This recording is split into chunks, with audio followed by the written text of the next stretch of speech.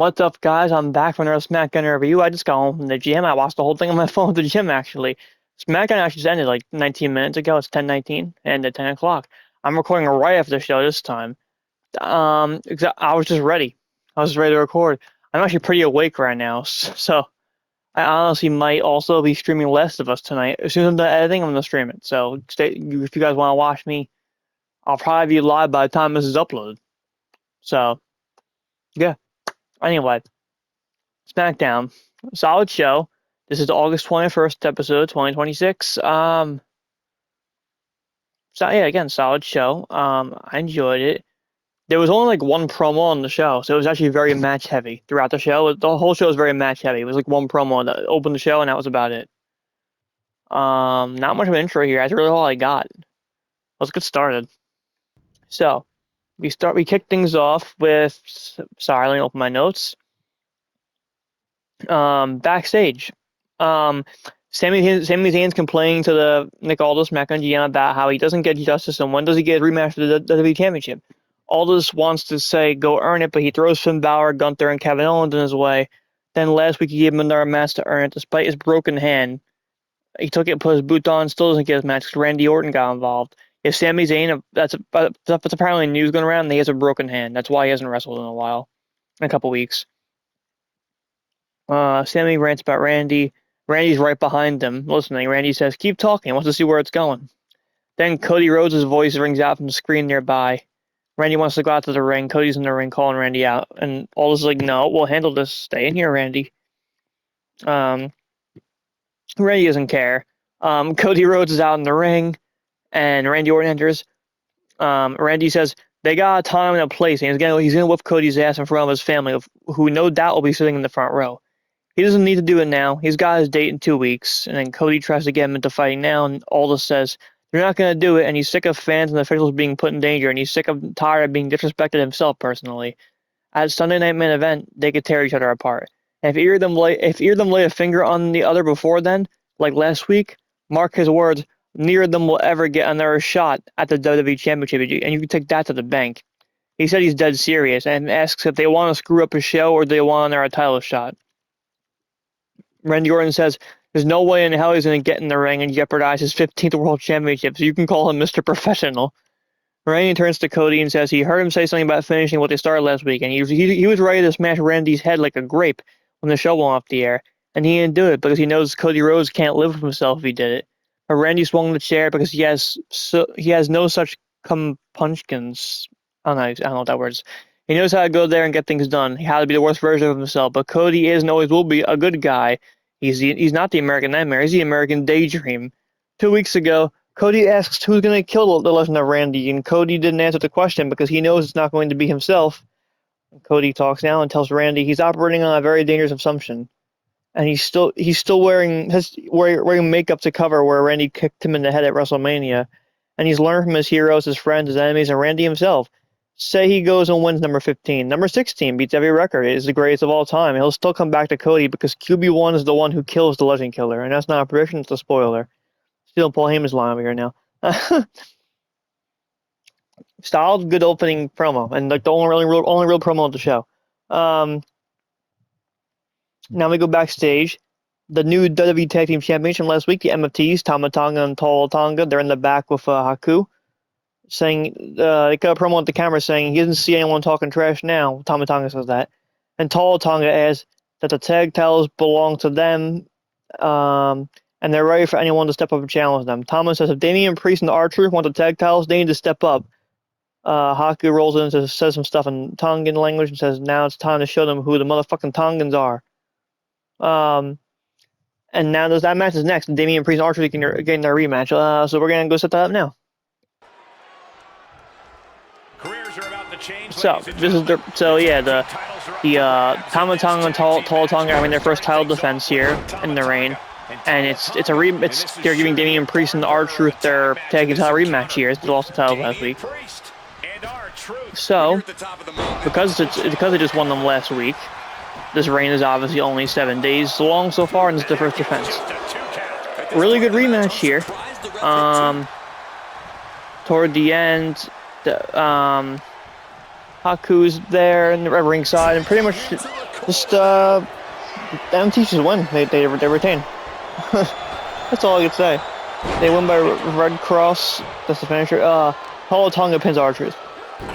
After the match, Damien Priest stands patiently in the ring as R-Truth gets himself together enough for him to help him up and give him a hug and to give a little, okay, it's okay, buddy, like shoulder pat. So Damien looked frustrated. I think they're teasing Damien Priest going heel and going singles and betraying R-Truth, which I don't mind because Damien Priest is a great babyface, but honestly, I think we need to freshen him up a little bit. He feels a little, I don't want to say stale, but he's had the same character for a while now, for like 2-3 years. Since leaving Judgment Day, he's been this character, basically. I think he needs something fresh, and I feel like heel turn might actually help him right now. But I don't mind them doing that. CM Punk, the WWE champion, is interviewed in the back. He says his game plan is unchanged, and he thrives in hostile territories. Kevin Owens has these one-sided beefs, these ghosts from 20 years ago, and he's proud of not changing, but Punk is proud he has changed and gotten better. But Owens is the same guy, and to come back after 17 months and have your second match, Randy Orton interrupts. He comes in and says he gives Punk a fair warning that after he's done whooping Cody Rhodes' ass in his own hometown, he'll be coming for number 15. Punk tells him he's looking forward to it. Now, we got the women's champion, Chelsea Green, in the back, waiting in the training room, waiting for Tiffany Stratton to come out. Tiffany comes out and Chelsea hugs her, and injury twins, yay! And she thanks Tiffany and says he has a plan to make it up to her. And Tiffany's like, no, don't worry, just focus on keeping your belt. Then Paige comes in. Haven't seen her, and gives Chelsea Green a pep talk and says she thinks Chelsea's going to be a champion for a long, long time. Where's Nikki Bella, by the way? I thought she was beating Paige. I don't know where she is. Then Fatal Influence come in. They all have titles now. So the Women's United States Champion, JC Jane, and the Women's Tag Team Champions, Fallon Henley and Lenny Reed. All three of them, Fatal Influence. They come in talking trash about how they're going to take the title from Chelsea. Paige says she misses having gold around her waist already, and maybe she'll come for JC Jane's US title. JT says they can keep putting more tape around their waist, and the Fatal Influences the Fatals will put more gold around theirs.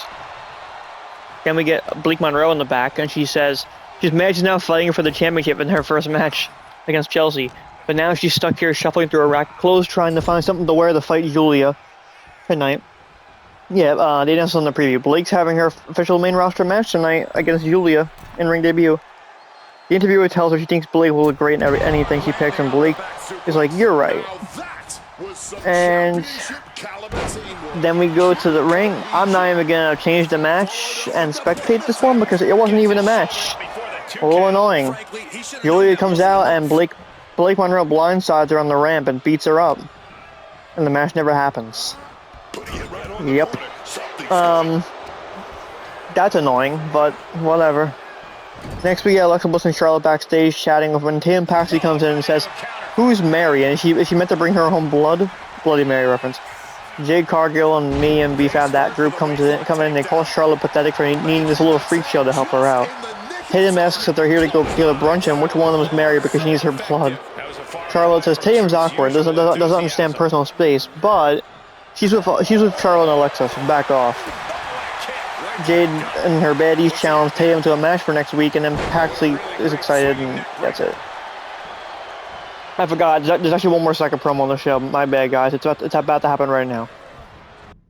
So, Trick Williams comes out with Lil Yachty, and Trick gets on the mic and says, Baron Corbin, U.S. champion, Baron Corbin can't beat him without taking a shortcut or cheating, and since he walks around looking like cue ball, how about come out here and eat a trick shot so he can take his title back? Let's talk about it. Baron Corbin comes out, driving to the stage on his motorcycle, which is pretty cool. U.S. champ Baron Corbin's here, gets in the ring, mic in hand, Yachty bails when Corbin comes out, and Trick says, he's the one Corbin wants, Mr. Trick Willie. Now how about stop dodging him and give the people what they want? Baron versus Trick, right here in Toronto for the championship, wherever it is. Corbin says the title's getting a little haircut right now, so it's not here, and Trick isn't getting another shot at it. Trick got a title rematch. Trick got a title match and he lost. They had a rematch and he lost again. So why would Baron give him another shot? Baron's beaten him twice in a row now. He's got nothing to offer, and Corbin beat him every time they get in the ring. So get it through your thick skull. You're not getting another shot. It's done and over with. And Yachty comes in and attacks Corbin from behind with the Trick stick, the kendo stick. Trick helps beat up Corbin. Corbin gets a mic and says, fine, this is how he wants to do it. Sunday Night Main Event, because Toronto isn't worth it. But first, he doesn't want to give. He's not giving Trick a title shot. It's tonight's main event. In his hometown, he wants to fight Lil Yachty at Sunday night's main event. So he wants to give Baron Corbin wants to basically fight Yachty's first ever match. He wants him to fight Baron Corbin, not for the U.S. title, the non-title match. And if Yachty lives and wins the match, basically Trick gets his title rematch for a second time. But if Corbin beats Yachty, they're done, and they're done for good. He tells Yachty to look at him and put his money where his mouth is and ask him what he says. Lil Yachty says it's on. Corbin says it'll be the longest 5 minutes of Yachty's life. So I'm very 50-50 on this because Yachty winning, like, I guess, like, I wouldn't mind a third Trick and Corbin match. I think Corbin should move on to someone different though. So I guess it'll be okay. But that means Yachty has to win. And that's my problem is Corbin should not be losing as the US champion to a rapper. I like Yachty. He's good, very good at Trick, but I'm sorry, he's a rapper. He should not be beating the US champion. Like if that happens, then realistically, Yachty should be getting a title shot. He's pinning the champion. Not Trick, but that's another story. Anyway, we'll see what happens. It's official now for that show. We'll see what happens. Yachty versus Corbin. Next, we get Kevin Owens interviewed in the back. He says it's great to have a title match in Canada, and then Finn Balor comes in and says he was glad to see Kevin back, but he would have loved a heads up before having his match interrupted. Kevin says he sees the point, but they're about to be interrupted again. Gunther comes in and says, tonight's the night, and Kevin Owens has to step up or face losing in front of all his friends and family. But don't worry about Finn Balor. He's a shadow of his former self, and if KO wins, he'll need to worry about Gunther. Kevin asks if he's mad or if that's his accent. If Finn says that's his accent, he gives Kevin a pep talk, telling him he could beat Punk, and when he does, Finn Balor will be waiting on the air side. And that is that. Now we go to our next match. So, the Irresistible Forces, Nia Jax, Les Legend, they attacked Tiffany last week and stuff, so Tiffany wants her revenge, so we're getting this match is Tiffany Stratton versus Les Legend with Nia Jax at ringside for Lash. The match was just so I can describe it. Tiffany's great, but Les Legend, I'm a fan of her, but she needs some work. She needs work in the ring. Something I'm surprised about here. Lash Legend wins the match. She just wins. No Nia Jax interference. Lash just wins clean. Beat Tiffany clean. I don't know if that's a good booking decision. I mean, if Tiffany's turning heel on Chelsea, then I guess this makes sense. Tiffany's frustrated, but she's on a losing streak now. She's been on a losing streak. Compared to last year, Tiffany's been losing a lot more this year. She only lost twice last year. She's on a losing streak this year. It's crazy. But if maybe leading to a heel turn, her turning on Chelsea and challenging Chelsea for her belt, which I wouldn't mind because Tiffany's is a better heel. I think she needs to turn. She needs to turn. Just like Damien. Same thing with Tiffany.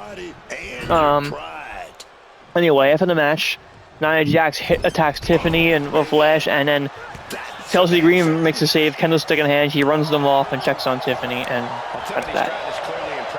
We get a reminder for Raw on Monday. This Monday, it'll have a special start time at 6 p.m., so I'll probably be uploading earlier that day. Then we get a promo vignette of Shinsuke Nakamura, where his partner is revealed as Hiromu Takahashi from New Japan. He's officially signed to WWE now with his new name, Kaioki, which apparently, I googled this earlier out of curiosity, it means insanity in Japanese. He talks about his resume, and Shinsuke says he doesn't fear chaos, he enjoys it.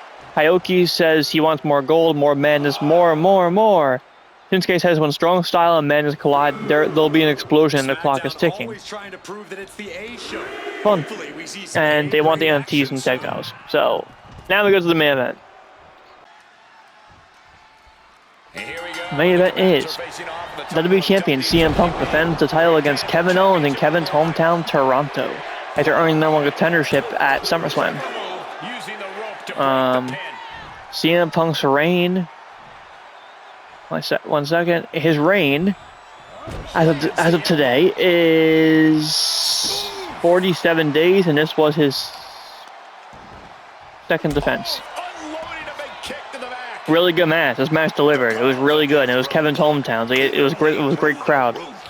But toward the end of the match,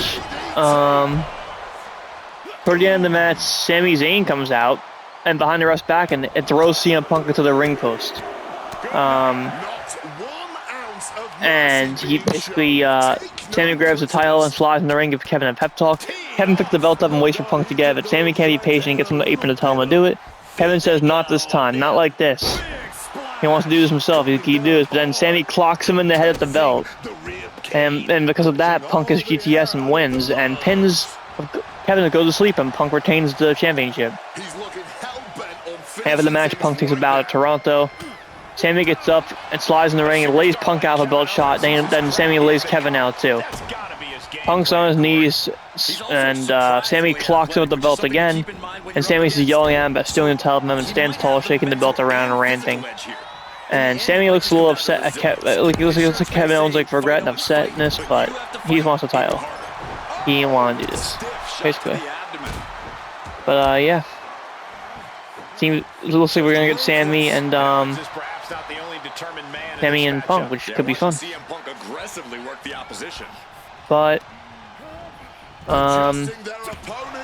what else? That's really it. That's it, guys. I have no news right now. Not that I could think of off the top of my head. But the news has been kind of slow. That's all. But that's the show. It was a solid show.